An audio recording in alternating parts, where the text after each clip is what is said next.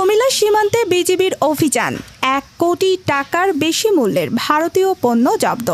কুমিল্লা জেলার সীমান্ত এলাকায় অভিযান চালিয়ে ১,১৫,৫১,০০০ টাকার অবৈধ ভারতীয় পোশাক সামগ্রী ও মোবাইল ডিসপ্লে জব্দ করেছে কুমিল্লা ব্যাটালিয়ন ১০ বিজিবি।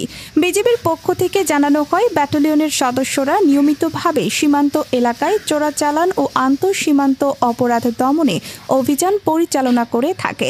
এরই ধারাবাহিকতায় শনিবার ১৮ অক্টোবর ভোরে পৃথক দুটি অভিযানে এসব মালামাল আটক করা হয়।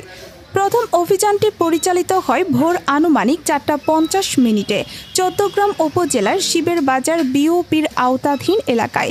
দ্বিতীয় অভিযানটি হয় ১:৩০ আদর্শ সদর উপজেলার বিবির বাজার বিওপির আওতাধীন কটক বাজার পোস্টে।